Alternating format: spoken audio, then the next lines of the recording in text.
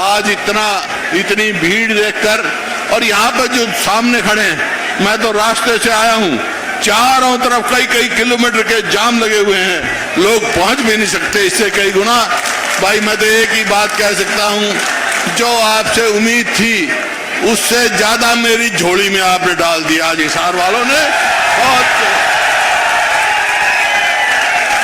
आज मैं कोई आपसे वोट मांगने नहीं आया हूं, मैं तो आपकी बात सुनने आया हूं और कुछ बात कहने आया हूं।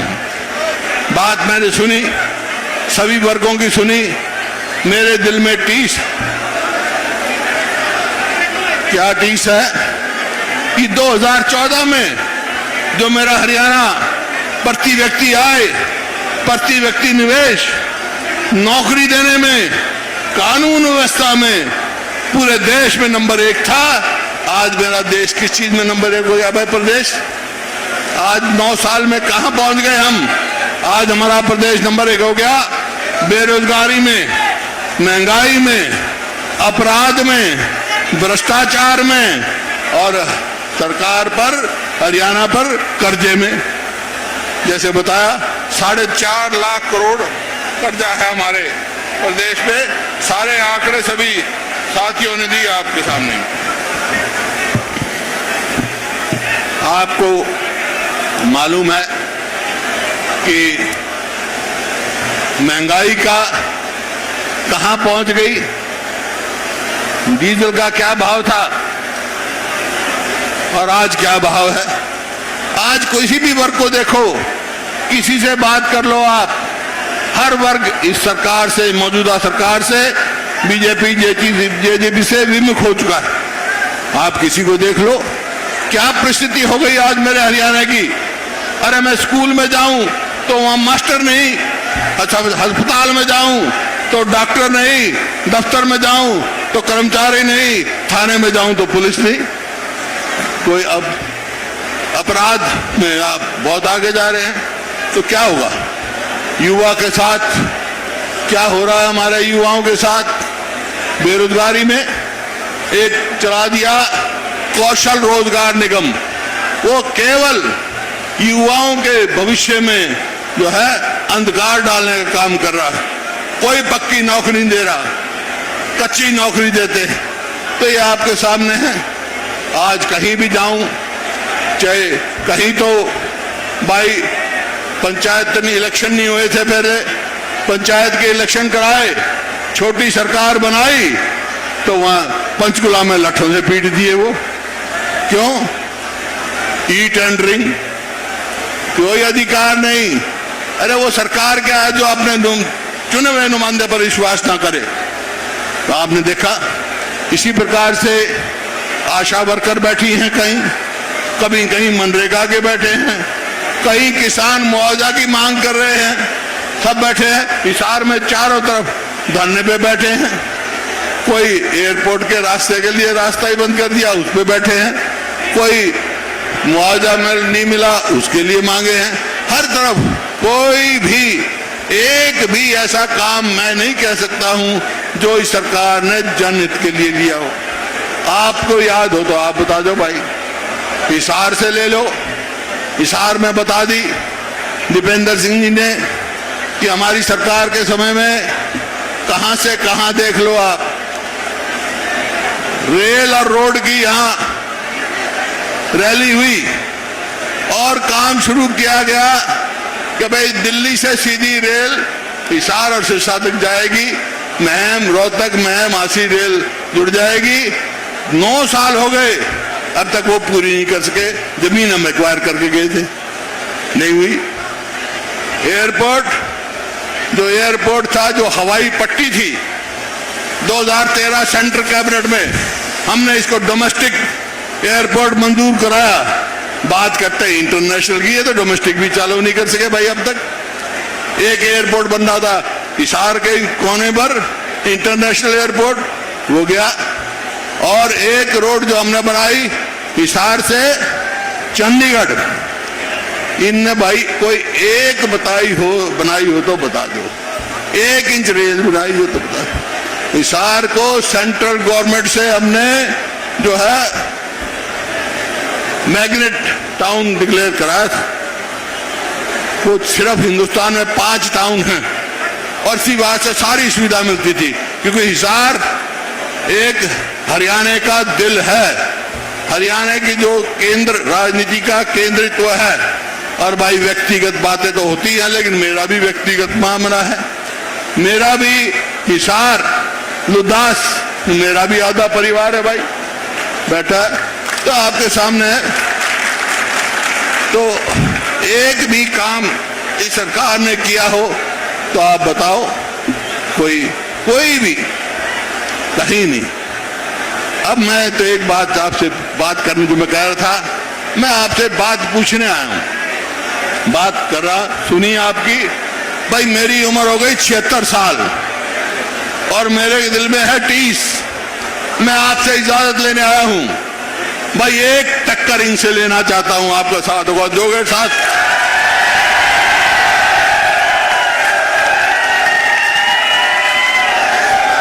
और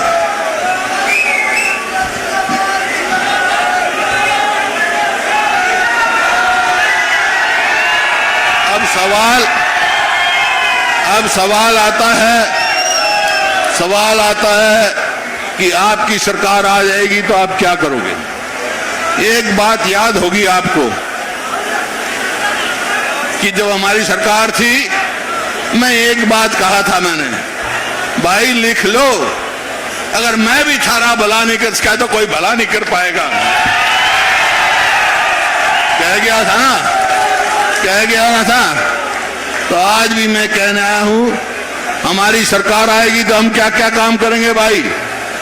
जो इस सरकार ने तमाशा कर रखा है ना, परिवार पहचान पत्र, फैमिली आईडी, मेरी फसल मेरा ब्यौरा, मतलब ऐसे पोर्टल बना रखे हैं जो पेंशन कार्डू हैं।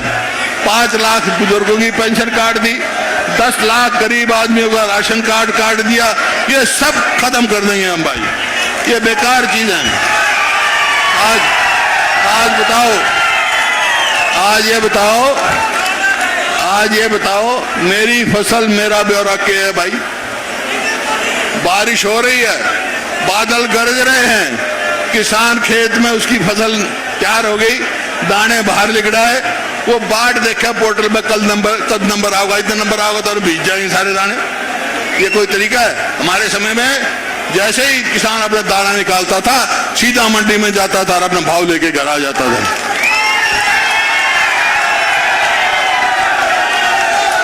तो मैं आज ये कह के जा रहा हूं भाई, जो हम कहते हैं, जो मैं कहूंगा वो हम करेंगे। क्या करेंगे? एक तो भाई ये बुजुर्गों की सबसे पहले बात है, ये तो 5100 ने कही थी, हैं? ये तो आपने बेरा बकरी की मींगन की तरह कर रखा, 200 बढ़ा देंगे, 250 बढ़ा देंगे। तो भाई हमारी सरकार आएगी तो बुजुर्गों की पेंशन 6000 रुपए महीना करेंगे। 6000 का मतलब 200 रोज के पेंशन। और भाई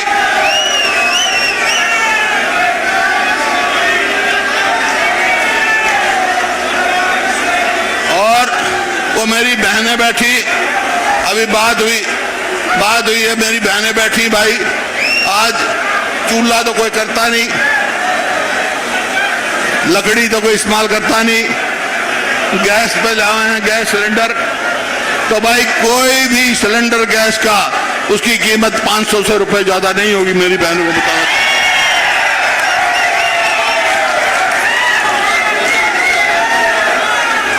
और हमने अपनी सरकार के समय में 3,82,000 100 गज के प्लॉट दिए, हजारों मकान बना के दिए, इनने सारी स्कीम बंद कर दी। हमारी सरकार आएगी तो फिर वही दलितों के लिए, बैकवर्ड कास्ट के लिए 100 गज के प्लॉट देना शुरू करेंगे सबको, क्योंकि 8 लाख प्लॉट हमने चिन्हित किए थे, 3,82,000 दे चुके थे, इनने एक प्लॉट दिया हो तो बताओ भाई। और भाई बैकवर्ड क्लास की क्रीमी लेयर 6 लाख थी, नहीं, इन्हें 8 लाख थी, 8 लाख कर दी ने, 8 लाख से 6 लाख कर दी, तो किसी को फायदा नहीं होगा भाई। क्रीमी लेयर बैकवर्ड क्लास की 10 लाख करेंगे हम, ताकि बैकवर्ड क्लास को फायदा हो। और एक और बात, विश्वकर्मा डे आने वाला है, जो बैकवर्ड क्लास से हैं, BCA के, हाथ से काम करते हैं, कारीगर हैं भाई। देखो किसान, जब मेरे को एक बार चेयरमैन बनाया तो मैंने कह दिया हिंदुस्तान में किसान को फसली ऋण पे 4% से ज्यादा ब्याज नहीं लगेगा, और ये हो रहा है। आज हम कह के जा रहे हैं, जो BCA हैं, लोहार हैं भाई, बढ़ई का काम करते हैं, कुम्हार हैं, ऐसे बहुत जो कारीगर हैं, जैसे हमने उनका वो भी बनाया था, माटी आयोग बनाया था, सैनी आयोग, सैन भाई हैं मेरे, इन सबको जो हाथ के कारीगर हैं, उनको जो भी कर्ज होगा उस पर 5% से ज्यादा लोन नहीं देना पड़ेगा, ताकि वो अपना काम शुरू कर सके। BCA आगे बढ़े, बराबर है वो जो दलितों में क्या। और भाई उस स्कीम का नाम हम रखेंगे विश्वकर्मा कारीगर योजना, ताकि वो सब जो हाथ का काम करते हैं, अपने मजदूरी करते हैं, उनको पूरा मान सम्मान मिले। और इसी प्रकार से भाई जो मेरे युवा रोजगार, आज आपको मालूम युवा साथी हैं, 2 लाख सरकारी पक्की नौकरी खाली हैं। हमारी सरकार आएगी तो भाई 2 लाख पक्की नौकरी लगाएंगे, रोजगार देंगे। और इसी प्रकार से जो मेरे कर्मचारी भाई हैं, जो पेंशन प्राप्त कर रहे हैं और उनकी जगह जगह बैठे हैं पुरानी पेंशन लागू करने के लिए, OPS, सरकार आएगी, पहली कैबिनेट मीटिंग में फैसला करेंगे, हम पुरानी लागू करेंगे।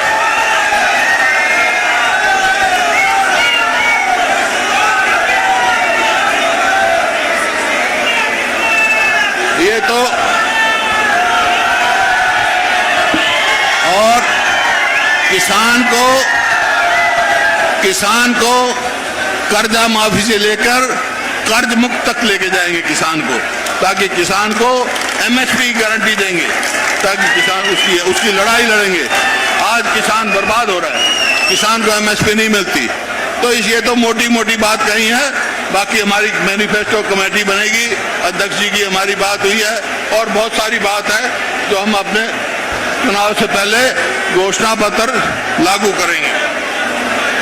और जैसा अध्यक्ष जी ने कहा कि अब कार्यक्रम बनेगा हमारा, हम 90 के 90 हलकों में जाएंगे और जिलों में जाएंगे।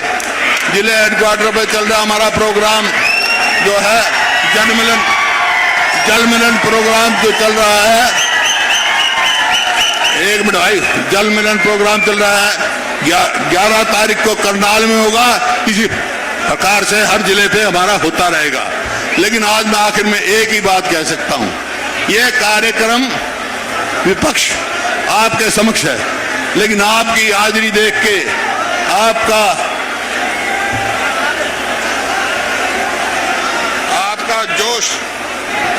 जोश देखकर जो है ये विपक्ष आपके समक्ष नहीं रहा है, ये तो है।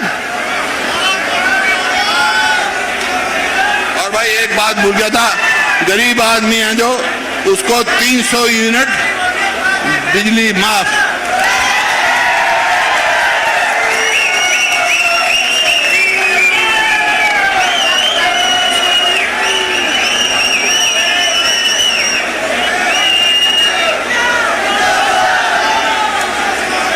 ये आज से ये कार्यक्रम विपक्ष आपके समक्ष नहीं है, ये तो विकल्प है आपके सामने खड़ा, विकल्प सामने होगा आपका, और अगला कार्यक्रम होगा ये लेकर चलेगा।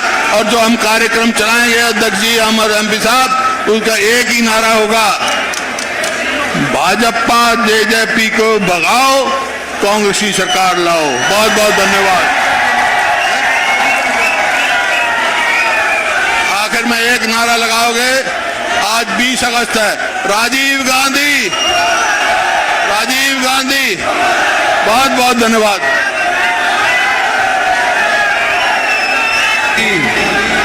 बहारें फिर भी आती हैं, बहारें फिर भी आएंगी।